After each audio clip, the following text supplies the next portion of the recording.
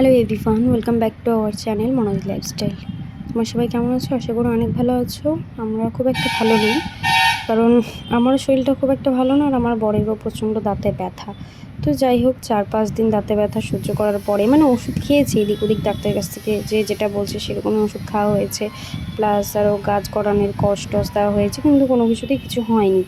তারপরে ফাইনালি সিদ্ধান্ত নেওয়া হলো যে দাঁতটা উঠাতেই হবে। তো তাই ডাক্তারের কাছে গেলাম।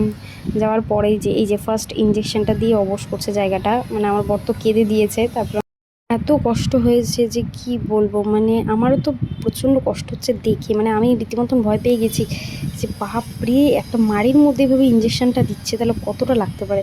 ও তো কান্নাকাটি করে দিয়েছে। যাই হোক, তারপর আরেকটা কেমন যেন সুচ টাইপের চিকন আরেকটা ইঞ্জেকশনই, ওটা অন্য ইঞ্জেকশন, সেটা আবার দিচ্ছে। তারপর ওঠানোর চেষ্টা করছে, আর এতটাই শক্ত যে চট করে উঠছেই না, কি বলবো। আর যেখানে একটা ইঞ্জেকশন দিলে যেটা হয়ে যায়, সেই ইঞ্জেকশনটা দুটো লেগেছে টোটাল, ওখানে 3টে ইঞ্জেকশন পড়েছে।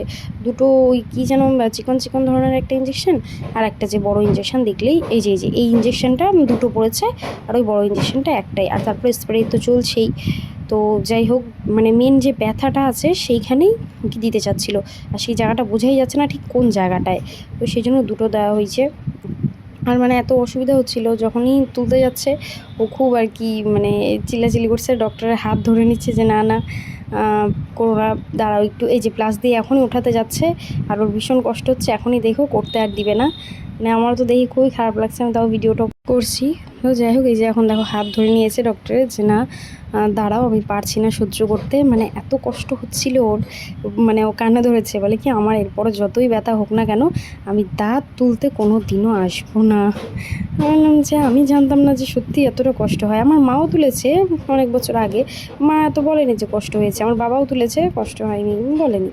তো যাই হোক, তো এই যে দাঁতটা ফাইনালি তোলা হয়ে গেল। দাঁতটা দেখো বিশাল বড়, আর কেমন ধরনের হয়েছে না, রক্ত রক্ত। তারপরে কেমন যেন এই যে দেখো কেমন ফাঁকা হয়ে একদম পোকা আছে খেয়ে নিয়েছে, কীভাবে কেমন যেন বিকট হয়ে গেছে। তো যাই হোক, ওটাই দেখছিলাম আমি ভালো করে, আমি মোবাইল নিয়ে দেখছিলাম এক হাতে, সেই জন্য ভালো করে বোঝা যাচ্ছে না যে দেখি দাঁতটা। আর তারপর ও কী করেছে, ডক্টরকে বলেছে যে দাঁতটা আমাকে প্যাক করে দাও, বাড়িতে নিয়ে যাবো।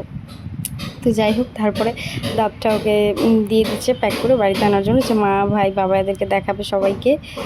তো যাই হোক, তারপর দিয়ে দিয়েছে। তারপর এখন ওষুধ লিখে দিচ্ছে যে ব্যথা ট্যাথা যেন না হয়।